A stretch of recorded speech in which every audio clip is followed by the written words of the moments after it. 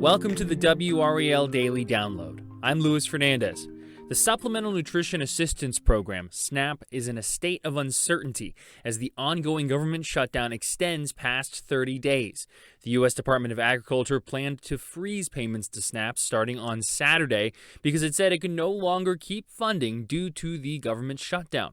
More than 20 states, including North Carolina, sued the USDA, saying it must use a $5 billion contingency fund to keep the program going. Two federal judges ruled with the states, and now the USDA has until Monday to determine a plan of action. That could be partial funding. It could be more. We're recording this over the weekend. It's a developing story. For the latest on where things stand with SNAP, be sure to check WRAL.com.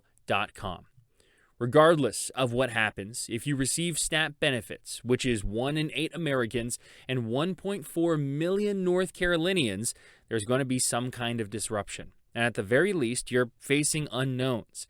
Today on the WRAL Daily Download, we're going to share some of the stories of people impacted and those working to help provide food and assistance for those on SNAP. Let's start with reporting from WRAL's Kirsten Clark. We're here at the Lincoln Park Food Distribution Center in Raleigh, where you can see all of these boxes here are waiting to be filled just like those. Now, this organization is one of many that works to ensure families have the food they need as people prepare to face the reality of losing their SNAP benefits. You know, we're going to give them chicken, eggs, bananas, and all those snacks.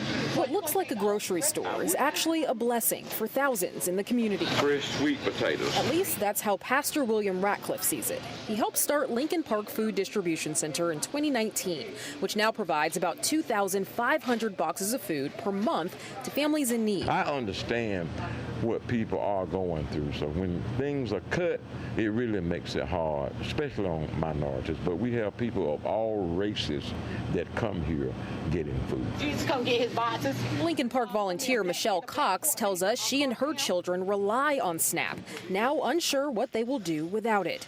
It's like I'm calculating in my head which bill I can let go to put food on the table. I don't understand why it's this way at this moment, but I pray to God that everything get back on track and that no one go hungry. Interfaith Food Shuttle is one of the food banks that supplies food to Lincoln Park. Chief Development Officer Kimberly Burrows says the delay also puts a strain on her team. The supply is not going to meet up with the demand, so that's why we're trying to find partners to help us. We're talking to our state legislators to see what can we do. We're talking to our federal legislators so that we can determine what are the solutions. Solutions that will keep more than 1 million afloat in a time of uncertainty. Millions of people are at risk of losing their food assistance benefits starting today. Two federal judges ordered the federal government to use emergency funds for SNAP benefits after the Trump administration refused to do so. WRAL's Kirsten Clark is live in Raleigh, where she's been speaking to people about this. Kirsten, it could still be a while before people receive assistance. Eric, 1.4 million North Carolinians rely on SNAP benefits to buy their food and groceries every month. The people we spoke with told us it was devastating to learn that they would have to go without those benefits. And they say this new order hasn't done much to boost their confidence.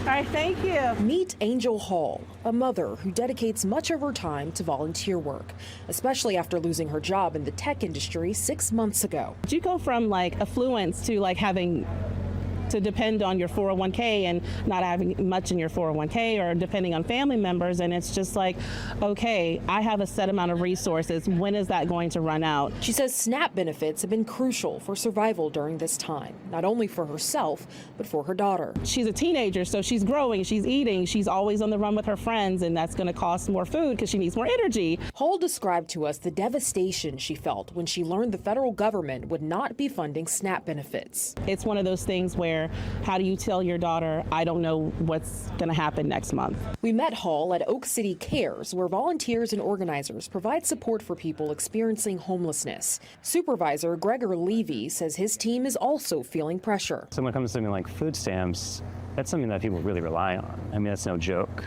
So we know that that's really going to hurt. And so people are going to be choosing between rent food, medication. And Hull says despite judges ordering the Trump administration to fund SNAP, she does not trust that it will actually happen. It's a hurt to the citizens. You know, we're people. We're not numbers. We're not votes. We're actual people with families just like they are. And it's great that they, overturned that and are reconsidering. But I'm questioning, why was that even something you had to think about? Why was that a second thought? Let's take a quick break. When we come back, resources for those in need and how you can help. You're listening to the WRAL Daily Download. I'm Luis Fernandez. The government shutdown has put funding for the country's biggest food aid program in question. If you are one of the 1.4 million North Carolinians that depend on SNAP, the North Carolina Department of Health and Human Services has a few important notes.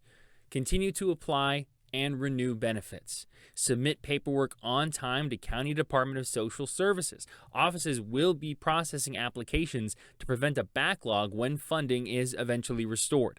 Check your balance and use those funds. In addition, you can call 211. That will connect you to local resources like food banks. We have all of this information on our website as well. Just go to WRAL.com and search SNAP benefits suspension. For those that aren't on SNAP but would like to help, 5 on Your Side's Keely Arthur says, call your local food bank and ask what they need. Donations are always appreciated, but in her conversations with the Interfaith Food Shuttle, they said monetary donations go a long way as well, since they're able to buy food at wholesale. Be sure to check WRAL.com and the WRAL app for the latest on the government shutdown and the state of SNAP. But for now, I'm Luis Fernandez. Thanks for joining us, and thanks for listening to the WRAL Daily Download, and for making us part of your morning routine. Another great way to get WRAL news is the Morning Briefing newsletter. It's a daily email with Triangle news, events, and headlines to help you get ready for the day. Sign up at WRAL.com/newsletter.